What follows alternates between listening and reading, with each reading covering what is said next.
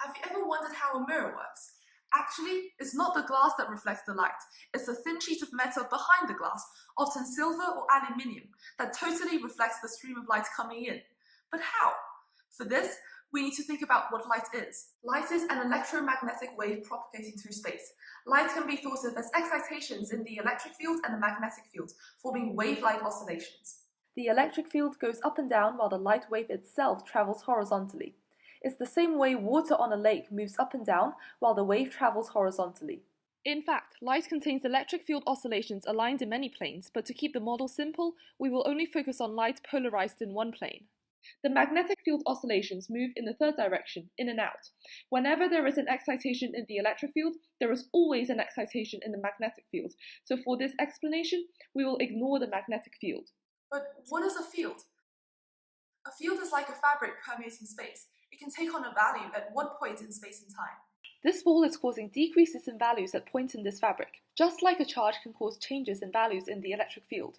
When the ball moves, the structure of the fabric changes. Same for a charge. Moving charges change the electric field. Let's only focus on the electric field in a light wave. As the light wave travels through space, the electric field, or the slinky, oscillates. Its electric field lines start off pointing up, then the displacement of the field decreases, and then the field lines point down, then back up, and so on.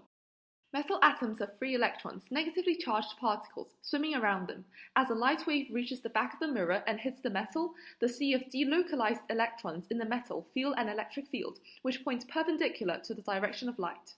A change in the electric field moves charged particles, and a moving charge creates a change in the electric field. If the field line is pointing up, the electrons go down. If the field line points down, the electrons go up. But when the electrons go down the metal because the electric field is pointing up, they realize that other electrons are bunched up down the metal atom as well.